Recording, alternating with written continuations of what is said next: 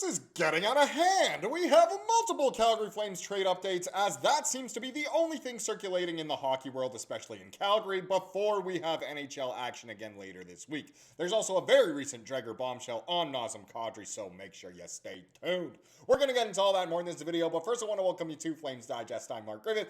If you're new around here and you love the Flames, make sure you subscribe so you can stay up to date on all the latest news, updates, reports, and rumors revolving around your Calgary Flames. We would love to welcome you to the Flames Digest family, and it honestly is getting out of hand at this point.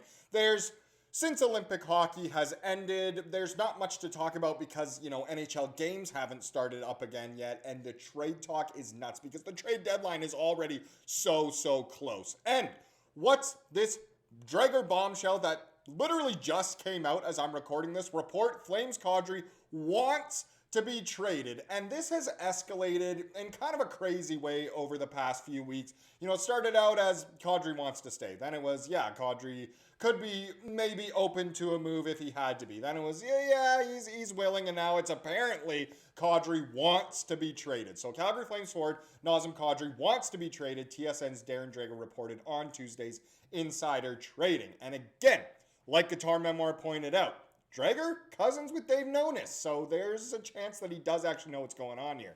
Now, Kadri has 10 goals and 39 points in 56 games this season to lead the Flames in scoring. He signed through the 2028-29 campaign at a $7 million cap hit and has a 13-team trade or no trade list. The 35-year-old center tallied a career-high 35 goals last season and has been the Flames' top scorer in each of the past 2 years. Calgary ranks 29th in the league with a 23-27-6 record. The Flames haven't made the playoffs since 2022. Kadri won the Stanley Cup with the Avs in 2022, but hasn't made the postseason since. He notched 15 points in 16 games during that championship run, notching a career-high 87 points in 71 regular season contests as well. The Leafs, Habs, Avs, and Kings were reportedly among the teams that kicked tires on Kadri in January before the Olympic roster freeze. Kadri has 317 goals and 749 points in 1,041 career games between the Leafs, Avs, and Flames, and the trade deadline is March 6th at 3 p.m. Eastern Time, 1 p.m. here. So there's kind of your lowdown on Kadri in a big way. And I think this report probably comes out because of what Kadri kind of said yesterday. And, it was part of the Eric Francis article, or maybe that's even 2 days ago now. I think it was just yesterday. But either way, Eric Francis, he grabbed a few quotes he made a whole article, which was great. If you haven't checked it out, go and see it. I believe, again, it's from yesterday, but here was a great quote from Kadri. He said, "I think everybody has to explore every avenue as to what's best for me and what's best for the team. Whether that's here or not, I'm not quite sure, but I enjoy being here at the end of the day." That's Kadri on the inevitability he'll be traded this year or next. So there you go. That kind of leads you to more of that.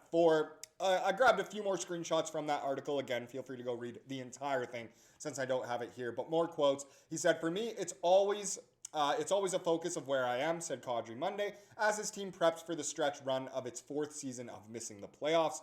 "I'm not a 1 foot out the door kind of guy wherever I am. I exert my full energy and give it 110%, so I try not to let it affect me too much. We're all human in that sense, but I'm a Calgary Flame, and my dedication is to here for now." That's the 2 key words in this whole, I guess, honestly, his whole speech. For now. He kind of knows that might not be for too much longer. It's just for now. And yes, we know he's going to give it his all. He is a professional at the end of the day. We know that he's going to give it his all, but again, for now. Asked about reports, he's told the team he'd be open to helping facilitate a move. He didn't dance around it. "At the end of the day, they can decide," said Kadri, armed with a 13-team no-trade list. And there's your quote again. "I think everybody has to explore every avenue to what's best for me and what's best for the team. Whether that's here or not, I'm not quite sure, but I enjoy being here at the end of the day." And we know he does, and we want players to enjoy playing here. And he's obviously part of that veteran leadership group. He's part of that really tight-knit group. Ever since he kind of came to the team, obviously, after winning the Cup, he's been part of that, group that really sticks together in a way. More quotes here. So obviously, those will keep private, but yeah, we've had discussions and communicated. I think that's what makes it great, is having that open line of conversation and just being able to understand where everybody's at. So leading the league's lowest scoring team with just 10 goals and 39 points in 56 games, his frustration on the ice has been apparent. We've seen it at times. It only stands to reason that all the uncertainty with his future has affected his play. Both sides know where this is going. The only question left is when. And again, I don't think it's, imminent and inevitable that it'll be before the trade deadline this year, but it certainly seems like at some point, maybe even in the summer, he could be traded for sure. But yeah, it's interesting that he has a very similar perspective to what we saw Blake Coleman kind of say over the Olympic break as well. They've been honest, they've been professional, they've said things fans do want to hear, and they've just kept it real, which is, I think, quite appreciated for most people at the end of the day. Another reason why I think Dreger's coming out with this is if you go to Daily Faceoff / the fourth periods trade bait board, essentially who's number one on the list.